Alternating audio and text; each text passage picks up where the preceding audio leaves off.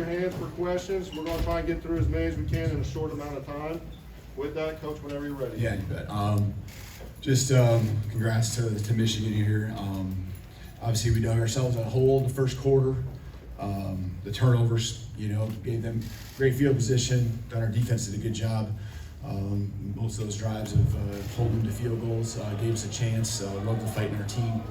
At the end of the first half to gain some momentum. Just got to finish some drives there at the end of the fourth quarter, and that's what it comes down to. So make a throw, make a catch. Guys play their hearts out though. Never gonna question the competitiveness. Some guys out there playing through a lot. When it comes to even just the physical pain that they're trying to grind through, trying to finish this thing off right. So feel for those guys.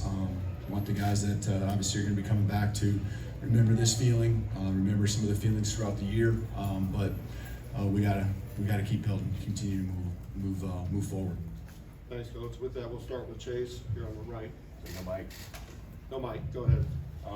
Early in the fourth quarter, you had a 4th and 7 on Michigan's 34. You throw incomplete there. Was there strong consideration for kicking a field goal there, make it 16-13, which maybe could have made a difference later?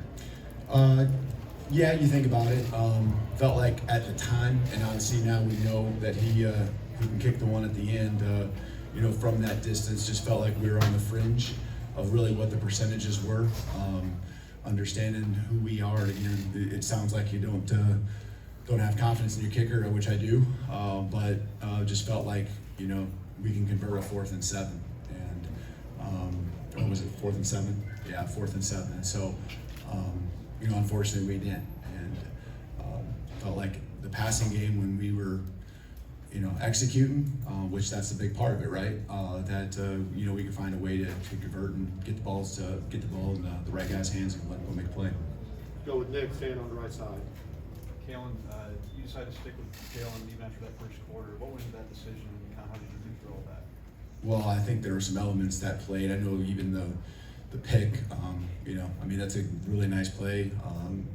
You throw it maybe 2 inches out further, and it's a catch for us. And I'm not sure if we run out of bounds or what there, but they made a nice play. And you guys were there. You saw the elements on the snap. You gotta field it. You can't turn it over. They struggled, I think. Fortunately, they had the field position. Fortunately for them, they had the field position where they didn't have to really press until the rain kind of moved through. But that certainly didn't help us, and kind of dug ourselves a rut. Had to play a little different style again. But hats off to our guys there just at the end of the first half of understanding, hey, just get one score, and then one score led to 2. Wish we could have just done something there. I think in the end of the third quarter, beginning of the fourth quarter, where we get maybe a field goal, get some points on the board, put the ball in the end zone. Just jump to the left side, Charlie. Kind of sticking on that, Coach.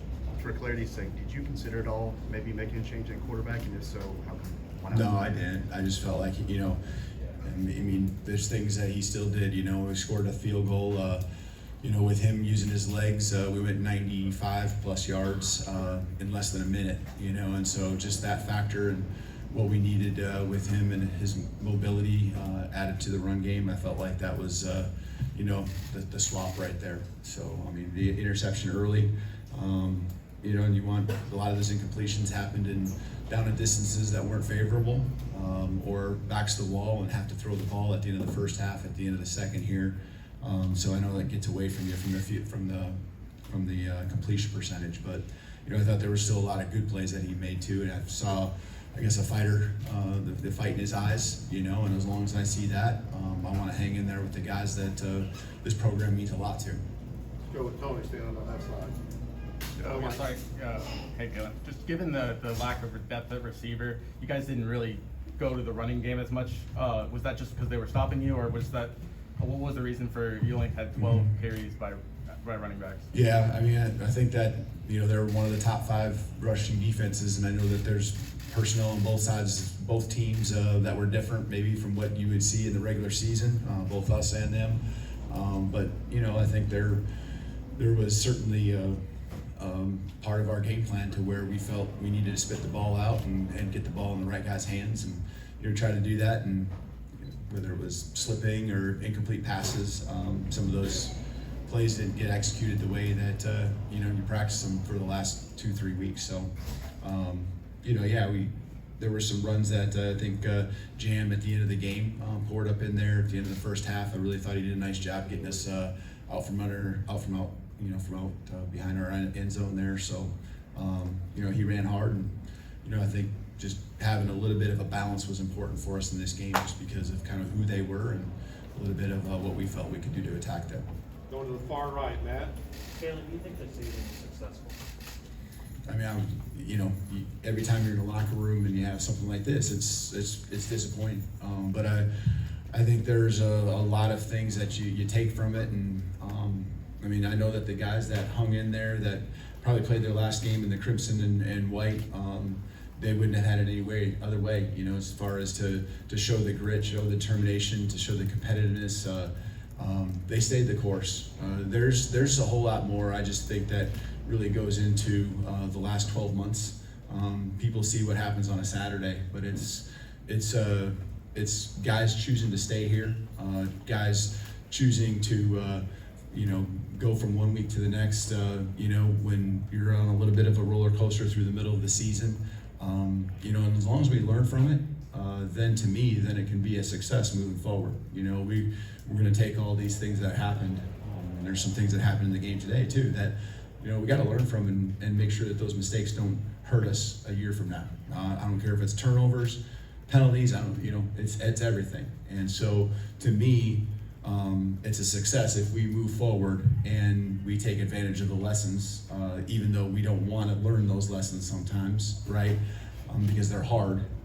We're going to learn from those lessons, move forward, and be better next year because of it. So, I told the guys that played the last game, how much I appreciate them.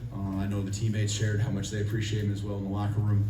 And, I know they're going to make us proud when they move on to the next level. And I promise them we're going to continue to make them proud with the fight and the standard of competitiveness that they instilled in this program here moving forward.